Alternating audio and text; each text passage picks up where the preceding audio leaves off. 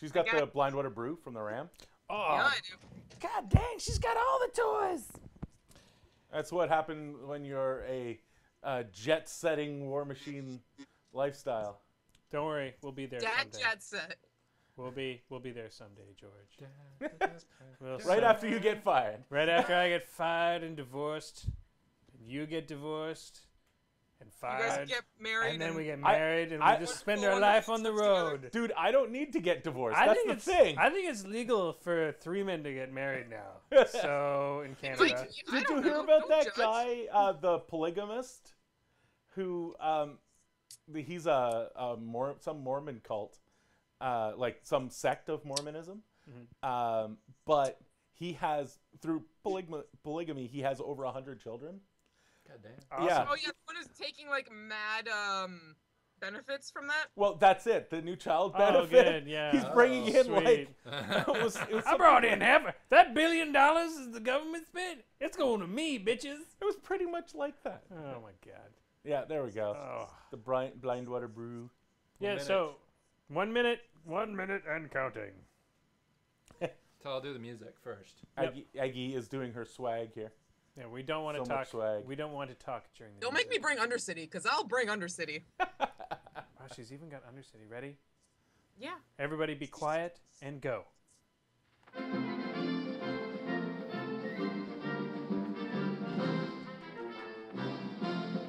Welcome to This Death Clock Has 60 Minutes, the explicit All Warma Hordes news podcast. It's 8 p.m. Wednesday night, and the Death Clock starts now. Good evening, everybody, and welcome to This Death Clock Has 60 Minutes. It is our third broadcast. We made it to 3. I think pretty Firefly. impressive. I think Firefly got canceled by this point. I'm sure a Fox executive will jump out of the well. we're pretty much anytime. we're pretty much doomed to be canceled at this point. Tonight, joining us is our friend Agatha, the PG for Kingston, Ontario. Introduce yourself, Agatha. Well, according to the internet and a bunch of Americans, I am the Agatha from Canada. So that's fun. That's nice. It kind of rhymes. That works. It works. But Tonight, Sometimes I got that. It was weird. Tonight we're going to be talking about all kinds of stuff, your local Warma Hordes news, and the first thing, of course, we're going to talk about is all the new stuff that got released this week, all the new announcements, and with Gen Con happening, there was a lot of crazy stuff last week, but this week we've got, we just got some crazy new stuff literally like hours ago. I believe Will's Twitter account lit up with, what was it? Well, we got our first look at the attachment for the Immortals. Right. I was just bringing it up here. It is a unit attachment that is looks pretty awesome. Now, I'm not a Scorn player, so We do have a problem. Is none of us three here at the table play Scorn. So just to introduce everybody around the table, I forgot to do this. I'm sorry about this. Sitting on the chat line is our friend Maelstrom. Introduce yourself, Maelstrom. I am Maelstrom. And of course, across from me is my partner in crime, Semi-Auto Magic, and I am the Miffed Gorax. So yeah, it was funny because like literally an hour before that announcement came out, we were sitting on the Facebook page for our local meta, and somebody asked a question about Scorn and how to make Scorn better. And there was a big discussion going on about the new caster. And Don't forget that Scorn is literally the worst. Yeah. yes, well, as always. According to the forums, and they're yeah. always right. And the forums are always right. And that's when, literally half an hour later into that discussion, this new model pops up, which apparently fixes all the immortal problems in the world. Well, I'm not sure that it fixes all of the problems, but the abilities that it gives, like Vengeance is on there, a couple other things are on there that really bring them forward.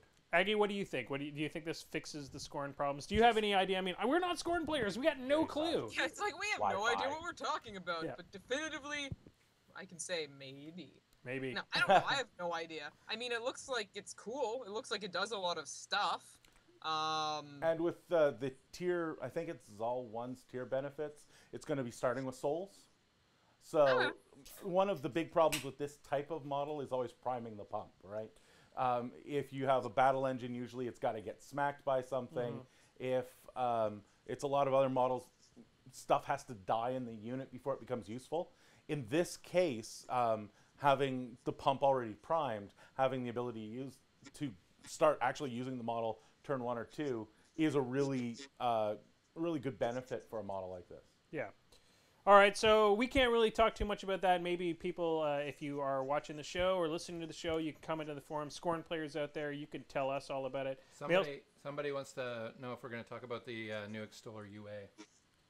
That's exactly what we just talked about. Okay, then we did. No, we were talking about Zal 2 in total, too. That's true. That's true. We're talking about the new Extoller UA. The problem we have is non-Scorn players, we have no idea how good an effect it has.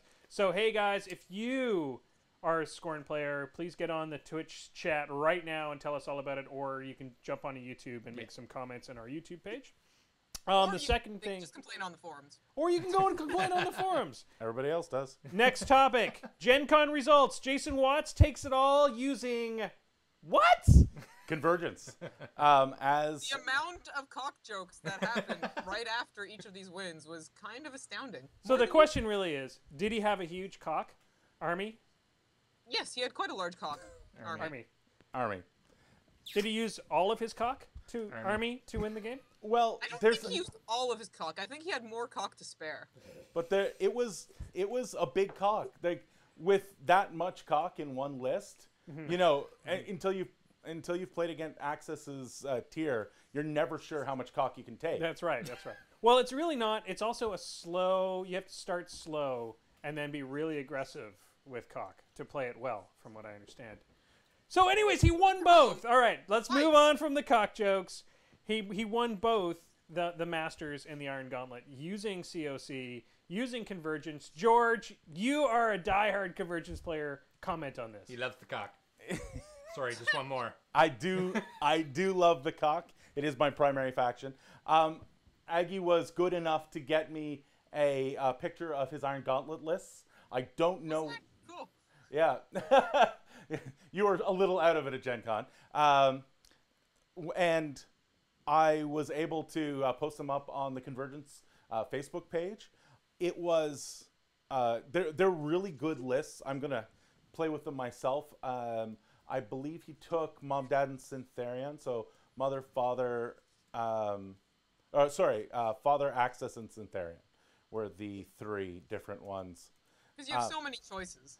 Well, yes and well, what's no. funny about that is there are 2 casters in there that are not George's regular. Well, you play Syntherian, but you do not take Axis in the battle often. That is my problem and not the metas. There's a lot of people that play Axis. So yes, George I'm just kind of a weirdo. Yeah, I'm just confirming here. It was Lucant, Axis, and Syntherian. His Syntherian list was a tier 4. So was his Axis list, and his Lucant was a pretty standard list. The only thing is he runs a Prime Axiom with Lucant, and I have never been able to get that to work. Okay. The really low rat on Lucant I find kind of hamstringing. If all you're using the Prime Axiom for is a beat stick with Watcher and a drag candidate where you can always boost those 2 drags, I can see its usefulness. But there's so many other things that Aggie, stop breaking the stuff. You guys, there if you're are listening so many to this stream, things that you can do with a Prime Axiom that you just really can't do when you're running it with Father Lucant. If you're listening to the stream, Aggie is sitting here with literally every colossal she owns in front of her, and now is breaking them one at a time. Oh, Glacier King! And she has a Glacier King. Glacier King! So all those who don't have one should be super, super jealous. Yeah, I don't yet have access to his Masters list. They'll go up eventually on Discount Games. And anybody who is looking for lists that have been played at high-level events, usually the runners will take them, or like the people who run the events, will send in their lists to Discount Games, and they'll all get posted. So lists haven't gone up yet, so we don't know what those Masters lists are like yet. But just from these Iron Gauntlet lists, they're good, solid lists. There were no really big surprises, as I said, other than for me, Prime Axiom in the Lucant list, but that's not that weird. So moving on from the basics, what can we can we definitively say what the break win was? Was he just an incredible player? Is Convergence a faction that nobody's ready for? Is Convergence better than we thought they were? Well, I don't think anybody would argue that Convergence is bad. They're just slightly limited. And you pair a faction that is really, really solid, maybe it's not a breakout faction, but a really solid faction, and then you put it in the hands of somebody like Watt, who is just so good at this game, that he's able to take what some might call a limited faction and make it something that is just a powerhouse that you can't get past. Aggie, thoughts? He definitely mentioned that the reason he was doing it was because, or at least for Masters, was because LeConte was on ADR and that he just had so many options because of it. Yeah, well, which makes a lot of sense. Yeah, I run Mom and Dad, and when ADR came up this 6-month rotation, it was just like Christmas. It's like, oh yes, so all the casters I'm taking, now I get an extra 20 points of sideboard. So if I want to swap out, some angels into my LeConte list, or put a reciprocator boat in my mother list, I can do that. All right, so moving right along from that, we're going to talk about this really quickly because we only got about a minute left in this segment. ELO rating system. So people are starting to shout for it, and we just talked about this last week with the guys from on the last podcast. We were talking about how 4 of the top guys in the last competition, I'm running out of words here, were pitted against each other, which actually took out top guys from the competition. Yeah. So ELO rating system. What is it, George? So what we're talking about is that at Aggy's tournament. It's actually ELO. It's actually ELO because it's the guy's last name.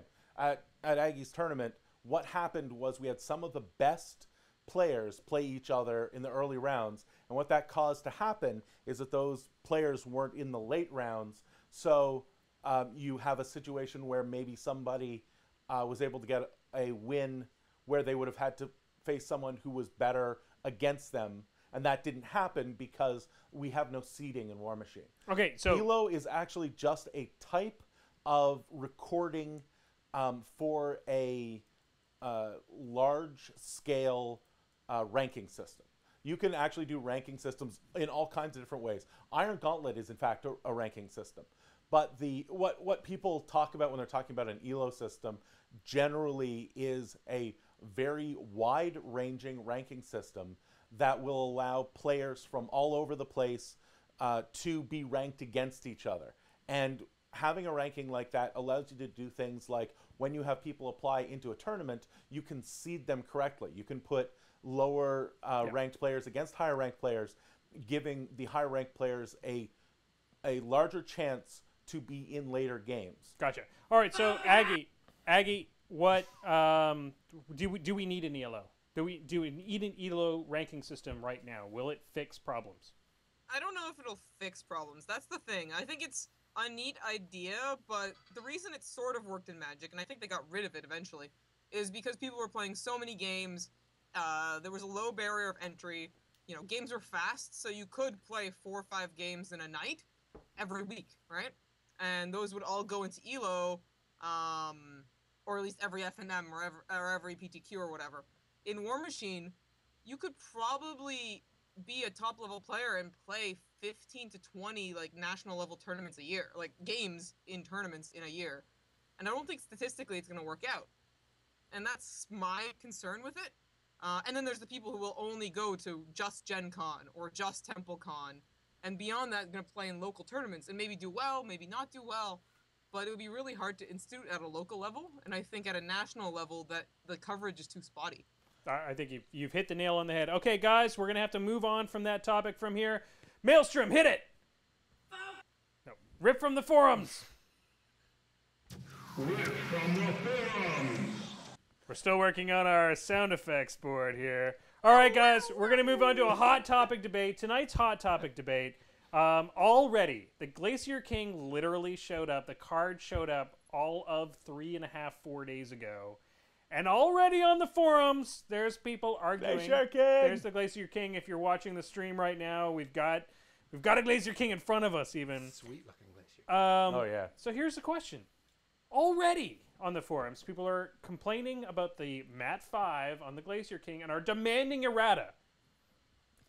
Let's not get into how ridiculous Not it is. just requesting, but demanding. Demanding that we errata this already. Let's not get into giant diatribes about demanding errata and about the Glacier King having Mat 5. But let's talk about errata.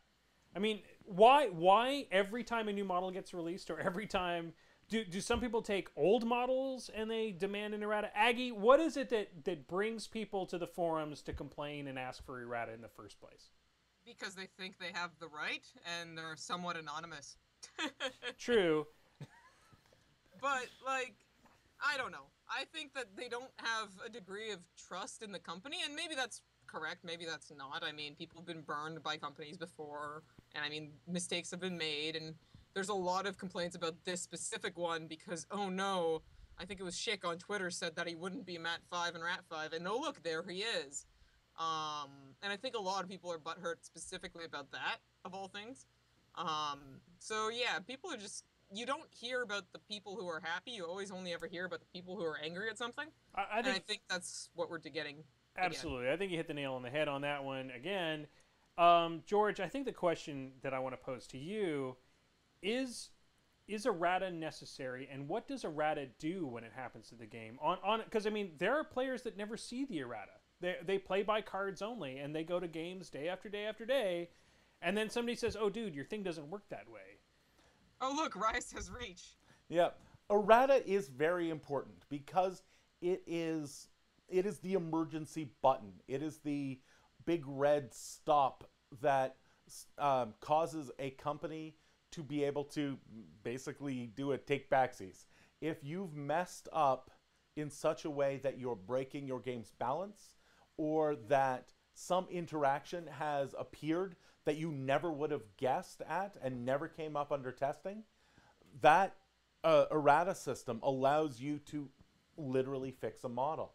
Now, the problem is the people that are calling for erratas, when they're calling out for an errata, they are almost always calling for an errata from incomplete information. Mm-hmm. Because the people who are playtesting and working with these rules literally every day have a great deal of familiarity with all the different interactions. Maybe there's an interaction that we're not taking into account. And also, they are dealing with a good 6 months to a year ahead of us. So even if we're seeing a model come out now, and we're like, well, this is obviously broken because it has these low stats or something like that, for all we know that there's a model that comes out that buffs that. And that'll break everything, yeah. Yeah, only 2 months away. Yeah. And we're sitting here complaining that for 2 months he's one less rat, when in 3 months he's going to be 4 more rat. Sure. Now I think the other side of it is we all want our faction to be the best. Well, of course. But that is two problem. Yeah.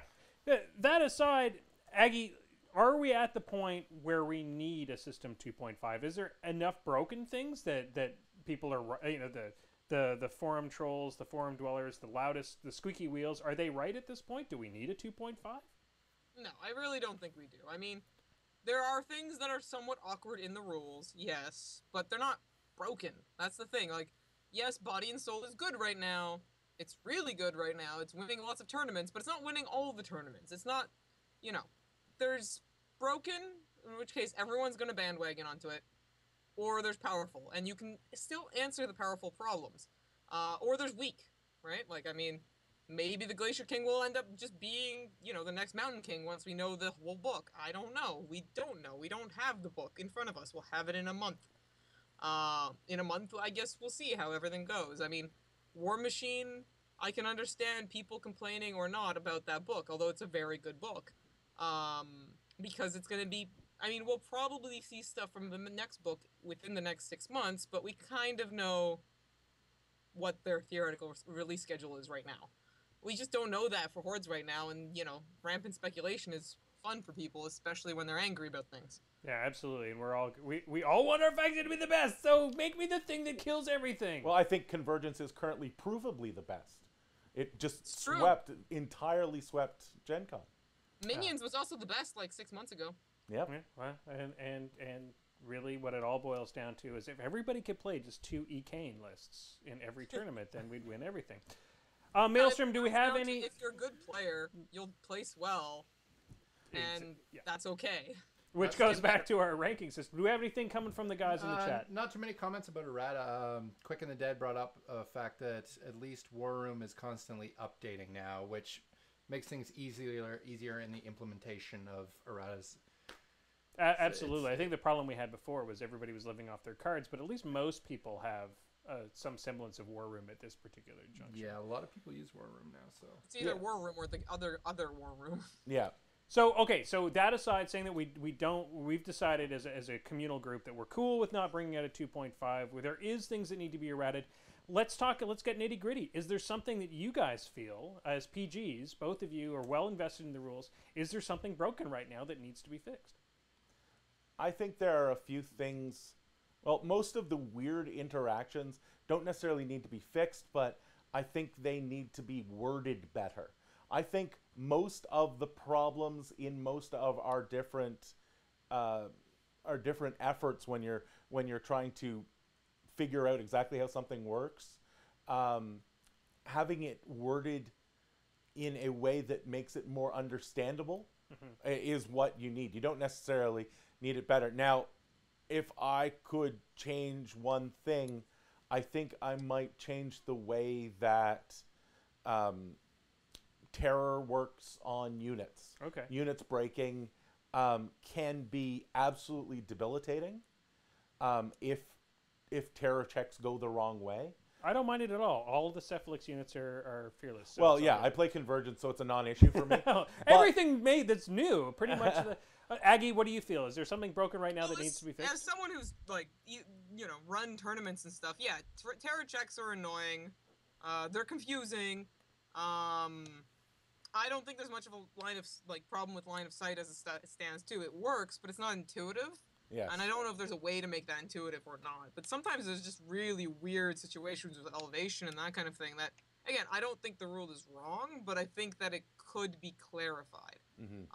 Having some kind of bumper crop of rule sets, just being like, this is what the rule is, and it's not changed, but it is clarified, I think that would be valuable more than anything else. Like, the little rule books are a great step. They don't change the wording, but everyone has that, and same with War Room. Everyone has a wording of the rules. I think War Room could reference things a little better. I think sometimes it's really easy to say, oh, this is what War Room says, but it's actually not the full ruling. I find that to be a problem. Yeah. And the one thing, if I had my druthers, not necessarily something to change in the rules or anything, but the one thing that I would love to see is an official Privateer Press set of rulings from the Infernals. Oh, I got you. Because almost every strange interaction that you can think of has been ruled how it works. And those, unfortunately, are currently incredibly hard to find because of the search system on Privateer Press's forums is not so great. Well, it's a search system on a forum. Okay, guys, I'm going to have to cut you off there. There's plenty more conversation to have in this, as there always is. If you are watching the stream right now, please feel free to ask your questions to Maelstrom. We'll try to get to that at the end of the show.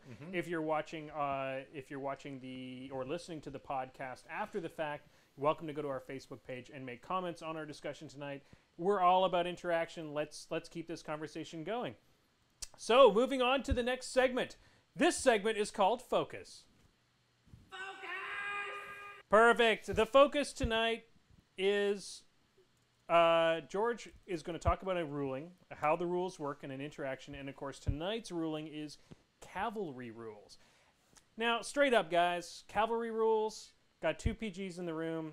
God damn it, this is going back exactly to what we're talking about. I feel like cavalry rules are some of the most difficult for me to wrap my brain around. And I think convoluted. I think my problem really is it's just totally different than every other set of rules. It's like, oh, and here's a bunch of other shit that your stuff does. Well, I think a lot of people overcomplicate cavalry. Absolutely. It's actually not as complicated as it looks. A lot of the rules are very simple. Yeah, cavalry just has a few extra rules that cause people a little bit of weirdness. All right, let's start with light cavalry. What is the extra rule? Well, we shouldn't start with light cavalry right, because let's start light with- cavalry is a subset Yeah, of regular cav. See, that's what I mean. God damn it! All right. I think having an extra little rules card included with cavalry models would clear everything. That's exactly it. Or having like just what they can do printed on the bottom or something. I think that would clear a lot of problems that people have with it up. All right, Sammy. Sorry but, to, you know, sorry to them's the interrupt you, breaks. Ag. Yeah, I think that would definitely be a good thing to have that little extra rule card, because there are a few non-obvious things. So the first non-obvious thing is tall in the saddle. So The one that everyone forgets. yeah, tall in the saddle means that you can ignore, for purposes of charging. Let me get the exact wording here. I have it on me right now. Yeah, so do I. Hit it, Aggie. Give us the exact wording. Tall in the saddle. Cavalry models ignore intervening models with bases smaller than their own when making melee attacks. So that the non-obvious thing is that they can ignore your line of boom howlers to attack a caster on the other side of them. If it's a melee attack. Yes, if it's a melee attack. So you can't shoot them. And they have But- reach to do it. Yeah, well, all the normal rules still apply. You can select them as your charge target. You can ignore other models for line of sight. But if you do not get into base to base with him or get within your reach range, then you're not going to be able to do anything. Okay. So it's a regular model. So far we have cavalry that are regular warrior models in their unit. They obey all the normal warrior model rules. They obey all the normal unit rules. But now that they can see over, for purposes of melee, stuff of their own base size and smaller. And No, smaller than their own. They can't see over their oh, own. they base can't see size. over their own. So anything smaller than their own. And I know I'm so bad at this. And I'm not sure. Are there any medium-based cav that we've seen? Not that I'm aware of. Yeah, Although rake cav is something that every Legion player ever wants. Yes, but it doesn't actually exist yet. So Maybe the not. the second rule that we're going to add on is something called a ride-by attack. All right, Aggie, give us what the ruling is for a ride-by attack. What is a ride-by attack? A cavalry model can combine its normal movement and action in a ride-by attack. Thus, if one of them is disabled, you can't do it. Declare that the model is doing so at the beginning of its normal movement. The model makes a full advance and can halt its movement at any point to make its combat action. Do not resolve the abilities that trigger when a model ends its normal movement at this time. After it ends its combat action, it can resume its movement. Therefore, a model making a ride-by attack triggers end-of-action effects before end-of-movement effects. A cavalry trooper making a ride-by attack must complete both its movement and combat action before the next one begins its normal movement. And if it's a cavalry unit, it must receive an order to make a ride-by attack. And a cavalry model that received a ride-by attack order can make its attacks that activation even while out of formation. Whew! All right, now you guys are trying to say you say that that again? ain't complicated. It's actually not that All right, complicated. so well then The give wording me is the The yeah. wording is awful, right. absolutely. So basically what it means is you can stop halfway through your movement to kill somebody.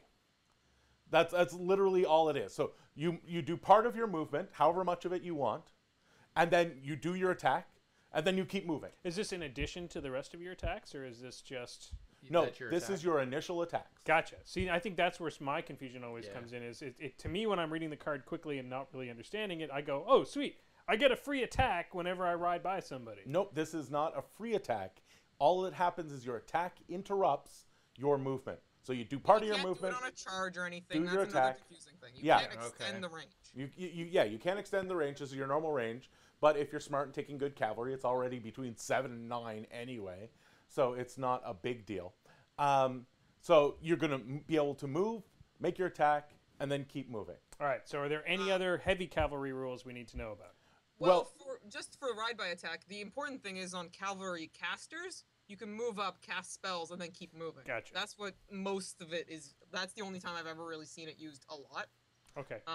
So just be aware you can do that. But I guess you could also use it to get away, like if you want to run in, hit something, run out type of deal. But then you'll still take attacks of opportunity. You're not A classic thing that I've seen it used for is a big shooty unit in Legion. Maybe you're playing with a Archangel or a unit of Raptors, and you're an inch out on your ranged weapon. You'll do a ride by. You'll move up your inch. You'll shoot your gun, and then you can move away. Gotcha. Even if you want to shoot your gun and move away from them afterward for some reason, what you can do is declare a ride by attack, move 0, shoot your weapon, and then move your full movement away. Fair. Everyone has bushwhack. Yeah. Sort of. Okay, so moving right along, now we get into the complication of light cav. So No, we still Nope. got something in heavy well, attack. we got 2 minutes left on this segment. Okay, So well, you guys are gonna we get need a death bigger- clocked on with this. with an impact. The next thing that we really need to bring up is impact attacks. So all cavalry has a mount, and that mount can make an attack. Aggie, what's an impact attack? So an impact attack happens. Let me see if I can pull up the actual wording. Alrighty. We're gonna need a bigger Ba-ba-ba-ba. segment. Alright, if a charging cavalry model contacts another model during its movement and has moved at least 3 inches, it stops and make impact attacks with its mount, which are, I want to say, the strength of the power of the mount, but you can't boost it or anything. And it's just 2d6 plus your attack, Right. Your mount's POW. What? Yep. Mount melee attack roll is 2d6 plus the power of the mount? What? So the P plus S? What? That doesn't. That's the attack roll? Uh-oh. I Uh-oh. don't know how that works. Anyway, continuing on. Maybe that's eroded. I don't know. Maybe that's a typo. I got nothing. Anyway, if you've moved at least 3 inches, it stops and makes its impact attack. So basically, it's the impact attack is an extra attack you get to do with the mount as it passes other things. Yeah. Right. And it has to hit something with its base. Right. And it makes them in the mount's melee range, which is always half an inch. Then the model can make these attacks even while out of formation. These are simultaneous attacks, and after resolving the impact attacks, the charging model resumes its charge movement. It can't make any further impact attacks. It's only a one-time option. And if it doesn't move 3 inches, just like a charge, it doesn't actually do any of this stuff. Gotcha. If the cavalry model's target is not in melee at the end of the charge movement, such as if it dies, the charge fails, and you'll continue going.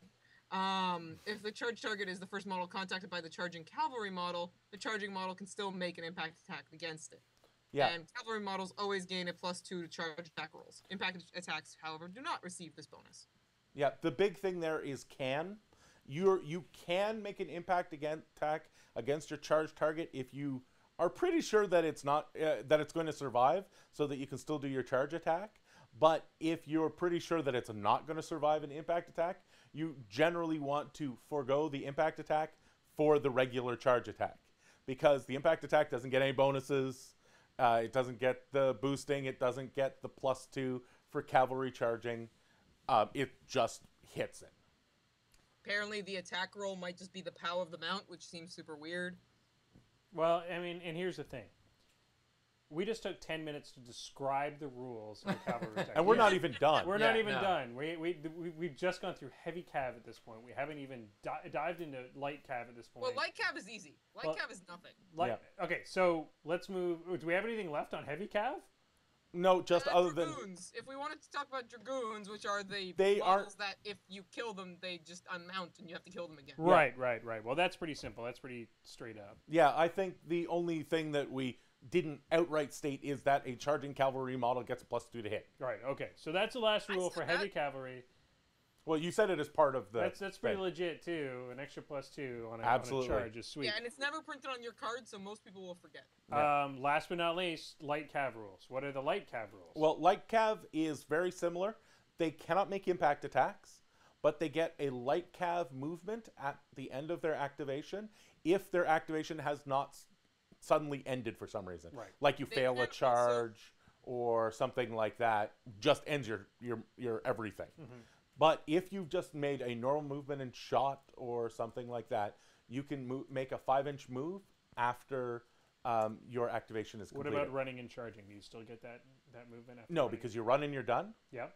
A successful charge will get it, a failed charge will not. Yeah. Okay. so- I wanted to clarify that. I think that's a legitimate point. The other thing is you can't do ride by attacks, and you can always use your mount as an extra initial, yeah. which is not the case for heavy cav. Yeah, heavy cav's mount attack is just for those impact attacks. Light cav gets it as another initial. See, I mean, all right. So we're now 2 minutes over. You guys got death clocked on this one. I totally won on this one. I think that the cavalry rules are more complicated than we think, and I think you guys are right. I think maybe you know what we could do? The Moose Machine guys, we as a group need to print a cavalry card or put together a cavalry card. We'll get it out there, and it'll be the most popular thing ever. Cavalry banner. The cavalry banner, yeah. Just one thing I wanted to bring up is that our guest from last week from Party Foul, Party Foul has done a really good cavalry video. All right. So I would get you guys to check that out. We'll put that up in the show notes so that people can check that out. Because I think we've only just like skimmed the surface. We didn't even get into what we normally talk about with the rule. We may have to bring back cavalry and break it into 2 segments just for shits and giggles. All right, ladies and gentlemen, we're going to go right into we're going to reintroduce our guest. Our guest tonight is Agatha. Agatha, how do you say your last name? It's spelled D-O-B-O-S-Z. It's said debosh. Debosh. Because S-Z totally is a sh sound, It's right? a sh sound. That's like Ukrainian, I'm guessing? Polish. Polish, all right then. Yeah. All right, so Agatha, you are the unofficial ruler of Kingston. Unofficial. You are the official ruler of Kingston. I think you're the mayor now. I think they just had the elections. And other than the fact that you're the PG for the Kingston meta, you are also a recent attendee of Gen Con, which to us is pretty exciting as normal plebes of the internet who don't get to go to crazy cool stuff. Going to Gen Con's kind of a big deal. So do me a favor and introduce yourself and tell us a bit about how you got into miniature gaming. Well, it's kind of convenient timing because Gen Con was kind of a really big deal. I just broke it down today, actually. But the first Gen Con we went to, we tried a demo game of War Machine and then eventually picked up the 2-player battle box of Circle and Legion. I then followed through with picking up Veil 1 and then played Grail, so you can imagine how well that went. But somehow we stuck it through. Year 2 was our first tournament where we met Marc-Andre and all the other Canadians, again, down in Indy, which was kind of weird. Who's the boss tournament. So that's when we met all the other Canadian guys that we know. Well, all the Ontario guys and some Quebec guys that we know. Sorry, Alberta.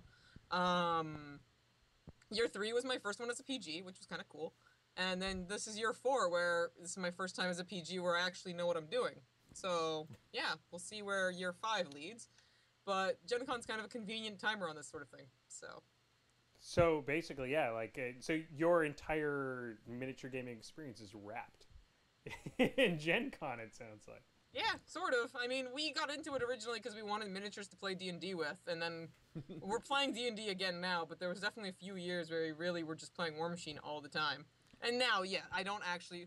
Ever since becoming PG, like most PGs do, they don't actually play War Machine. Yeah, as a PG, I can totally...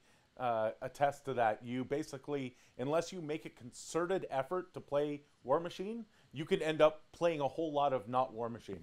Yep, I played 3 whole games at Captain Con. Wow. And I think, yeah, I know. I played, 7 games at TempleCon. That was a big deal for me. So, Aggie, what faction are you currently playing?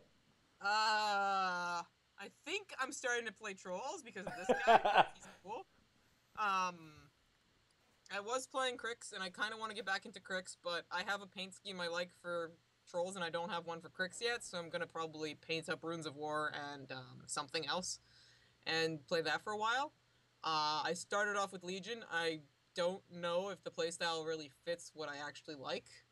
I still like the models, and I still like painting them, and I still, it was my first faction. You don't like cheating? Is that... Well, I do like cheating, but Crix is cheating, right? It's true.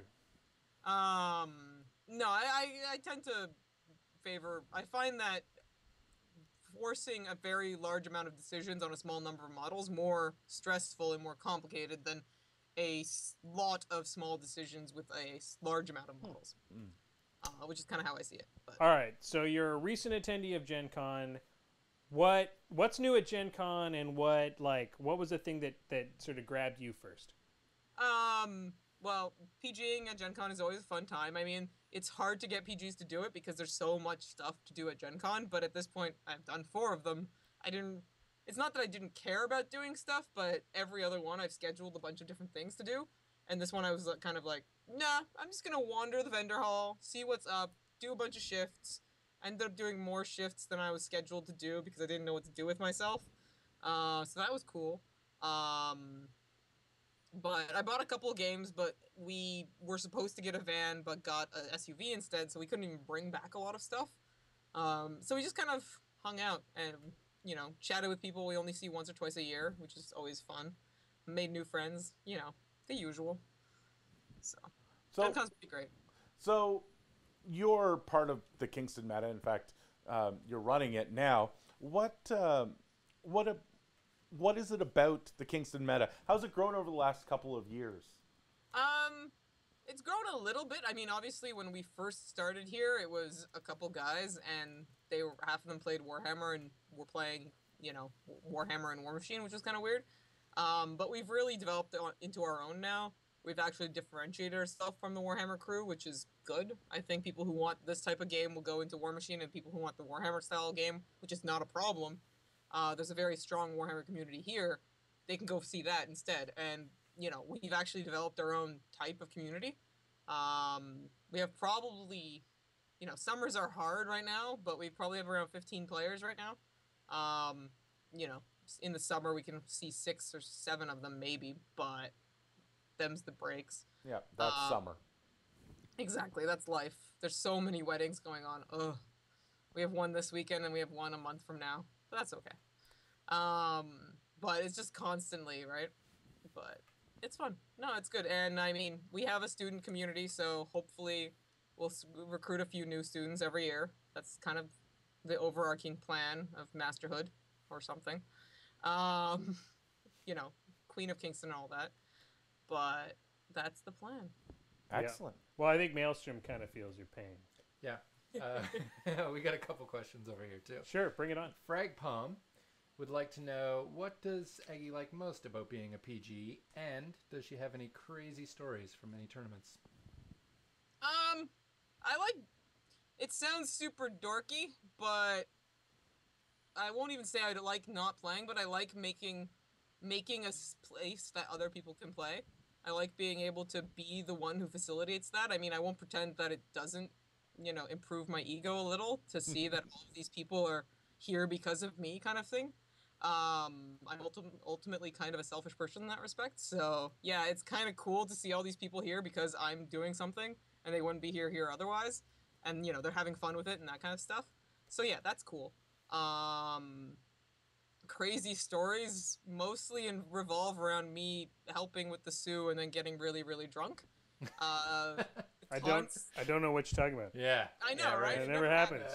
And nobody should look up Beer Machine episodes from the summer at all. No. Listen to funny them. Story. When we were at Gen Con, I was helping watch a friend's art table. And I was wearing my PG shirt because I was like kind of half on shift, half not. But I was taking a little bit of a break and she needed to go to the washroom or something. So she left for like 10 minutes and I started talking to a guy and then he went off, whatever. Apparently he came back like 20 minutes later, says, "Is that Agatha from Canada? I remember her from Beer Machine." Uh-oh. The legend lives on. Next question, Maelstrom. No, that was it. Okay, cool. So tell me about some of the events you run and how you became a PG.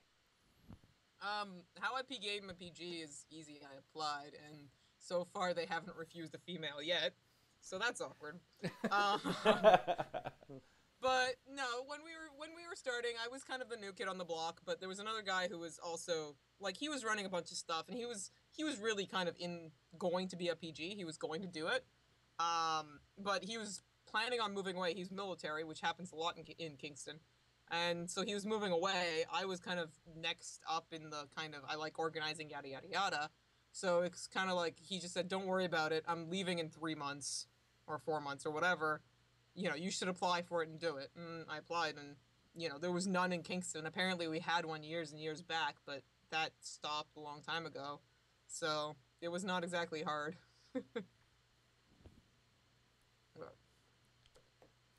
So if someone did want to become a PG, is there any specific advice that you've got? Run stuff. That's all it is, really. I mean, you want to build your resume, as it were. You want to know, they want you to be already doing the things that you're going to be so-called half-assedly paid for. Right? Like, if you're already running events, if you're already doing demos, if you're doing that stuff, there's no reason they would ever deny your application. Not really, unless there was already 3 or 4 PGs in your area. Then it might get a little more complicated. Then you might have to. We don't know what you're talking about. Ottawa area, like we don't have There's, like, nobody in the 30, Ottawa area. 35 PGs or Hey, something. Like that. I'm the PG for Almont as far as the database is concerned. So. Yeah, and I mean, it's not like the quartermaster actually knows what all these little suburbs are called, right? Like, he's definitely been like, is there someone in this area? And you're like, yeah, that's 2 minutes from here, but it's a different name, right? So, Canada, it's all one place. Yeah, exactly. We're just lucky to have so more than it's- one PG for Canada. Yeah, it's totally one PG for Canada. It's good enough. So we asked this out of everybody who shows up on the show. What is your pre-game or tournament ritual? What are the things you do before you begin a big game? Boring part is I start to figure out, dirtle with all my tokens, make sure all that stuff is in line, because I'm anal about that kind of thing. During a tournament, I start drinking beer, because otherwise I get a headache, if at all possible. So far, It's kind Hold of on. So you drink beer to avoid the headache. hangovers. I've never gotten a hangover in my life. So you apparently you get the hangover when you stop drinking beer. I think is what. Yeah, totally. I get you. No, I'm with you. In Magic and stuff, I would always get a We can tournament relate. headache, like half an hour in, because people would be yelling and screaming and yada. Like, there was just noise everywhere, right? There's a lot of ambient noise at any of these events. And then I started drinking beer and it all went away. I get headaches when I stop drinking beer too, but there doesn't have to be any noise. George, last question for Agatha before we start the roundtable. so what one item that you think is not particularly normal do you always have in your battle bag? More shredders than strictly necessary. That's a fair answer. All right, ladies and gentlemen, we're going to move right on to the roundtable tonight. Now that we've got Agatha fully invested, and this is really the roundtable discussion. Agatha is really directed towards you, so I'll let you take it whichever direction you want to go. But we're going to talk a bit about couples of wargaming. What's cool is I've got 2 people here who are couples of wargaming. I've got Agatha with her husband Ben, who is an amazing painter, and George with his wife Becky, who's trying to start up the new Women of Wargaming deal going on right now. That's still something in something in the gestation phase. Yep. Women of Wargaming out there who are watching the show, try to push her along on that. Well, let's talk a bit tonight about getting your spouse, your significant other to play along with you. What are the advantages? What are the disadvantages? So starting with you, Agatha, how did you and Ben start playing together? Was that how this began, or did you have to kind of like pull him in? If you know Ben at all, you know that I pull him into most things, because I'm that kind of person. He's the one who's always taking a step back. And he's like, maybe we should think about this, blah, yada, yada, yada. And I was like, nah, let's just do it, whatever. I'm just buying stuff. And this is the problem with disposable income. But no, I was definitely the one who dragged him into it. And, as is appropriate, we both got into it. And luckily, none of us have gotten sick of each other yet. We don't actually play each other very often, which is, I don't know if it's a rarity or not, but we definitely know couples who play, every day almost. But we play each other like once every 6 months. We used to play with each other a lot, and we're just like, we're sick of it. So we keep meaning to. We're just like, oh, we could play today, or we could paint minis. Ever since George and I got married, we're kind of the same way. Yeah, it's horrible. It's disgusting. No, the nice thing is because we paint minis together, we have painted armies. Unlike these other 2 folks that we know that play every day, but have like 3 models painted between the 2 of them. They know who they are. So we know you're the one who got involved first, but this goes out to both you guys, and we'll direct it towards Semi first.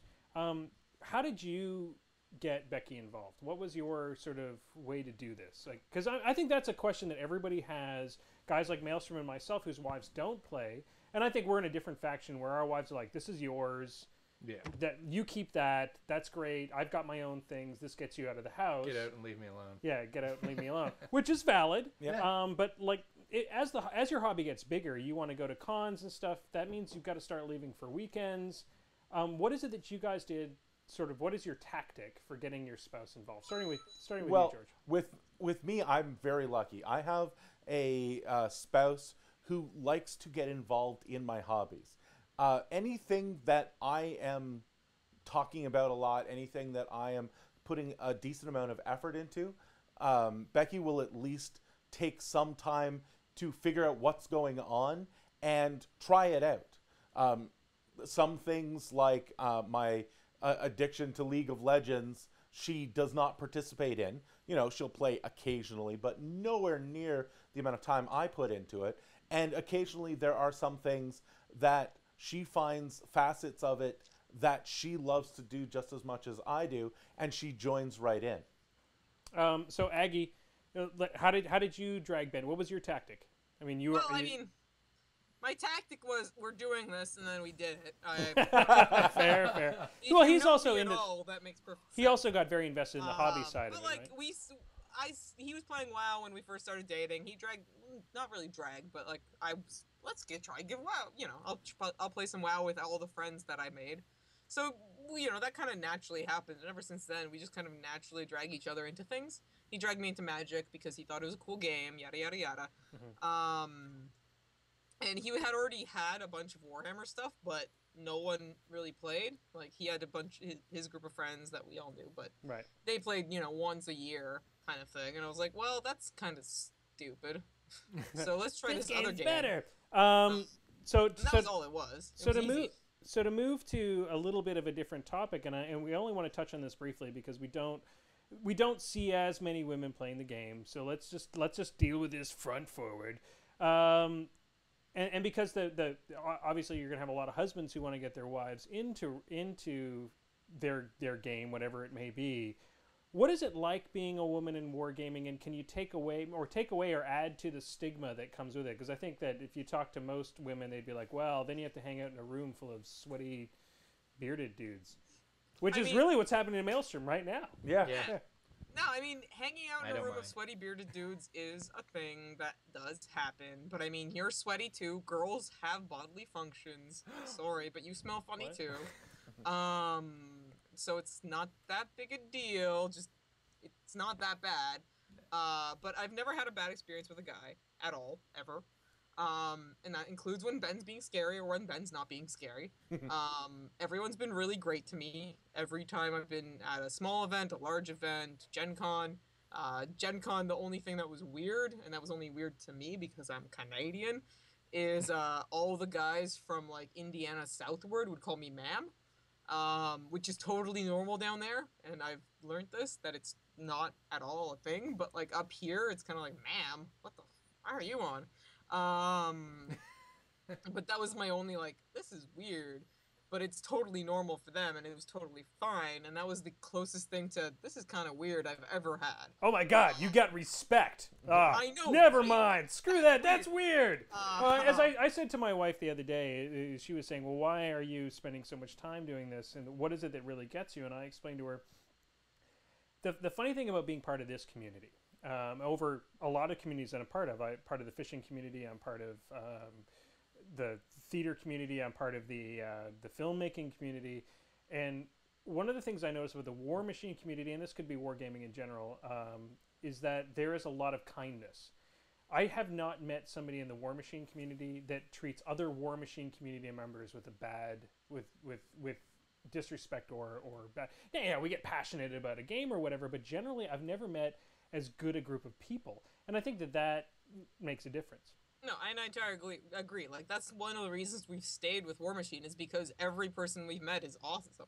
And I mean, it's almost self-awesomizing. Like, the people who aren't kind of really in it or whatever, they can't, I'm not saying they can't handle it, but it is a tough learning curve in a lot of respects, especially if you want to start traveling and that kind of thing. Absolutely. You're going to lose a lot, and that kind of breeds out a lot of the iffier people. True. You can't really do the gotcha thing. It's not really looked upon as a okay thing to do.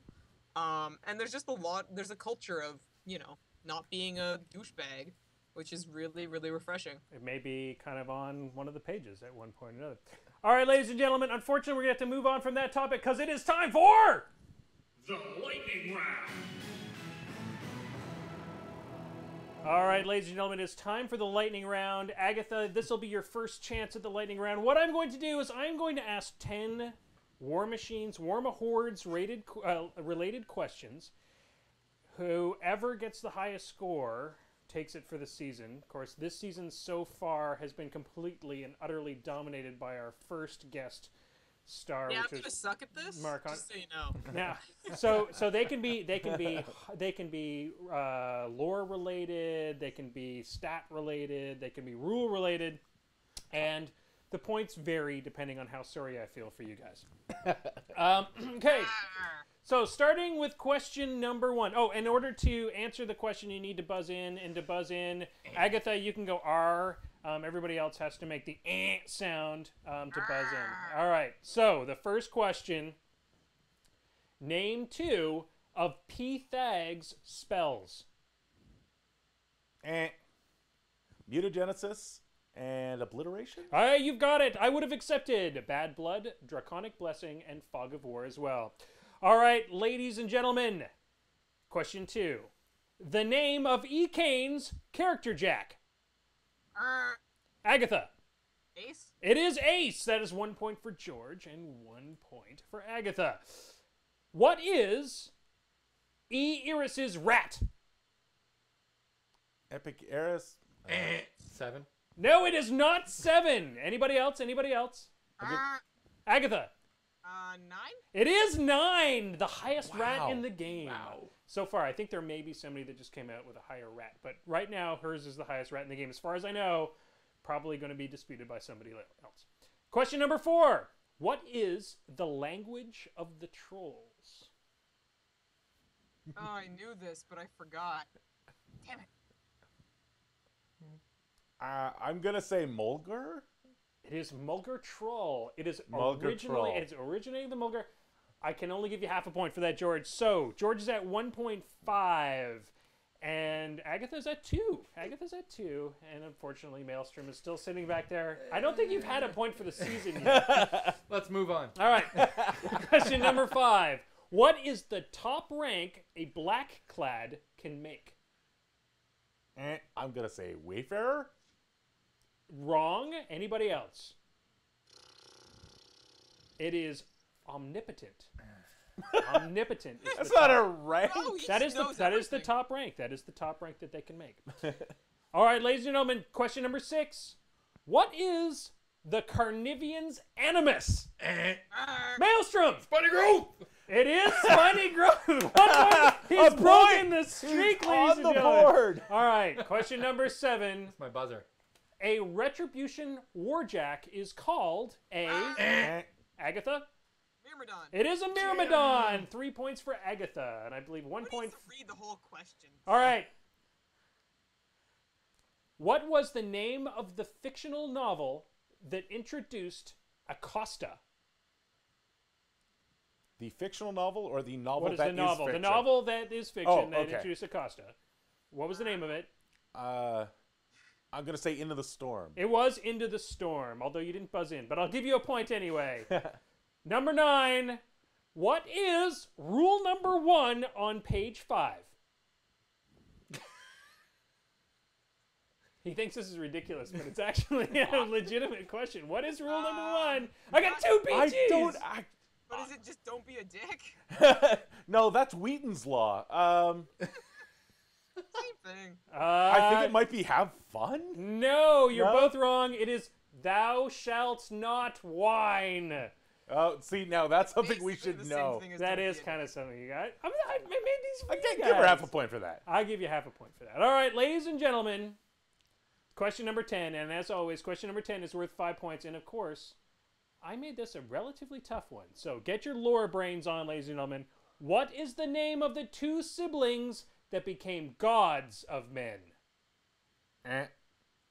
Morrow and Thelmar? It is Morrow and Thamar. I thought you were gonna make this a hard one. Well, you know, I said I would try to make it a little bit easier. You were that- the only one who buzzed in on That's it. a so lot easier. All right, so all right, fair enough, ladies and gentlemen. That is it for tonight's show. We are going to wrap up before the death clock expires. Thank you very much for joining us on the show, Agatha.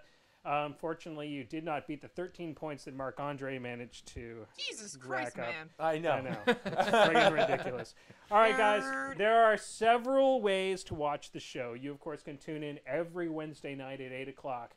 right here on the Moose Machine Network, and we will have another show for you. That's the kind of thing that we do. You can also tune into us on Facebook, where if you like us on Facebook, you can catch all the latest news.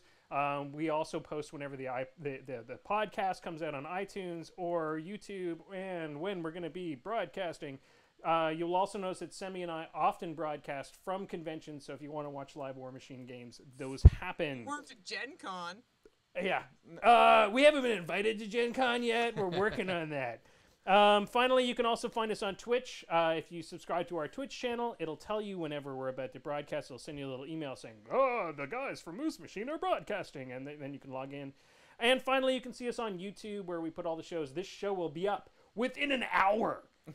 And then, of course, we're also on iTunes, and that should show up tomorrow, and SoundCloud, and a bunch of other stuff. We are interactive. Please leave your comments, criticisms. If you have something to say that's awesome and cool, feel free to do that. We are happy to hear from you. Guys, we are actually like a minute early. So, are there any questions? Is there any questions from the audience for Agatha before we wrap up? No, not really. No. Unless somebody wants to shoot something out real quick. No, nothing from Agatha. People don't like me. Sammy, got anything to say before we close up today? Well, Cavalry rules are full of shit.